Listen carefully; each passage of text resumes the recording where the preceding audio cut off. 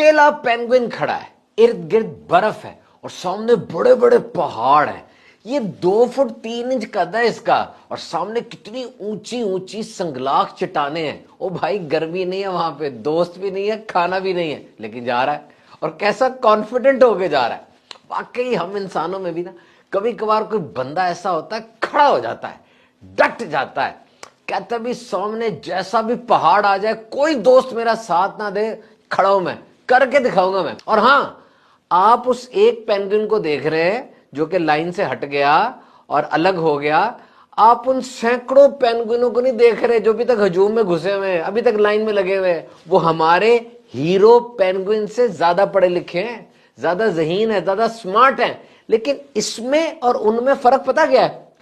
ये अलग हो गया, इसने कदम उठा लिया, इसने कदम उठा लिया, इसने इनिशिएटिव ले लिया और एक सबक दिया कि if A मॉर्टल can do then you can do it also, and if nobody has ever done, you will be the first one to do it.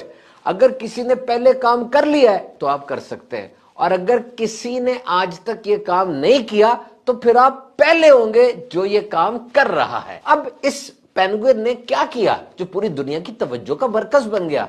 देखिए, ये गुमा नहीं, लॉस्ट नहीं हुआ, इसको जख्मी भी नहीं हुआ, और इसको उठा के दोबारा लाइन में रखा कि भाई साथ चलो। ये नहीं चला, खाने को, दोस्तों को इसने छोड़ा और बर्फ और पहाड़ों की तरफ निकल गया। What is this? Quiet rebellion, खामोश बगावत।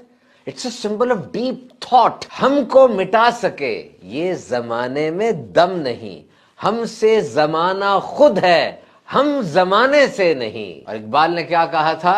खुदा तुझको किसी तूफान से आशना कर दे कि तेरे बहर की मौजों में इज़्तिराब नहीं है।